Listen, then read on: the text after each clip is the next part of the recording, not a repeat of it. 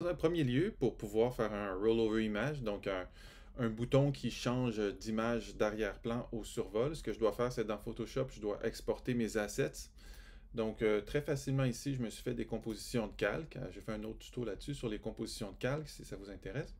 Donc, je vais le mettre à Up ici. Ça fait juste changer les effets qui sont appuyés sur mon carré. Je m'assure que mes assets sont bien enregistrés. Et là, je vais aller dans mon dossier d'assets. Je vais prendre l'asset qui a été généré. Je vais en faire une copie. Puis, je vais le mettre dans mon dossier web ici, dans mes images, bien sûr. Puis, je vais l'appeler. Je vais lui donner un nom, par exemple. Ici, CA Up. Et maintenant, je vais générer le down, tout simplement avec une autre composition de calque. Je vais sauvegarder mon document, juste pour laisser le temps à Photoshop de préparer l'asset. Puis, je vais retourner dans mon dossier d'assets, ici. Et là, donc, ce qui a été généré, c'est la version down de ce bouton-là. Donc, je la copie, je l'amène dans mon document de travail, ici. Je la colle, et là, je vais la renommer, donc, CA down pour pouvoir avoir les deux versions de mon bouton, la version up et la version down. À l'intérieur du HTML, à quoi ça a l'air? Ben, j'ai fait une petite division ici, à l'intérieur de mon Image Hero, dans le cas qui nous intéresse. Et j'ai mis un paragraphe à l'intérieur. Pourquoi j'ai mis mon texte dans un paragraphe? Ben, pour pouvoir le centrer, tout simplement, à l'intérieur de cette division-là. J'ai besoin de l'attribut P. Vous remarquerez aussi que donc j'ai écrit le texte en HTML, je ne l'ai pas exporté de Photoshop puisque je veux vraiment que Google puisse lire le texte pour pouvoir indexer mon contenu, surtout qu'il s'agit de mon call to action dans ce cas-là. Donc c'est important.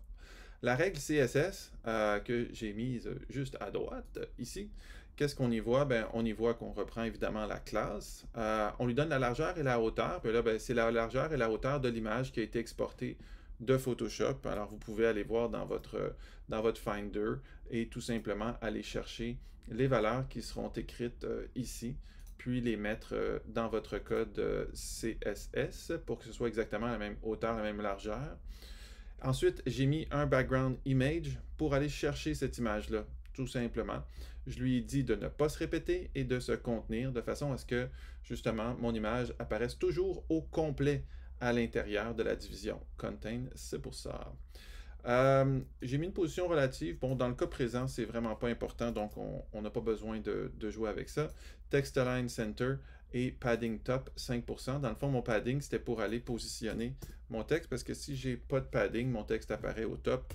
Donc, j'ai mis un petit peu de padding à l'intérieur de mon bouton. Donc, c'est de jouer avec le padding jusqu'à ce qu'on ait un alignement vertical satisfaisant. Alors, pour le moment, j'ai pas d'état over sur mon bouton.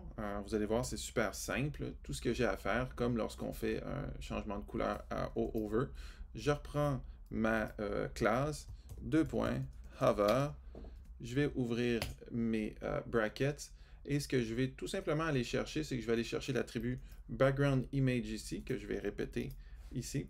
Sauf que là, au lieu d'être écrit up, je vais tout simplement écrire down ici. Donc voilà, je te dis ici, donc image de point CA down.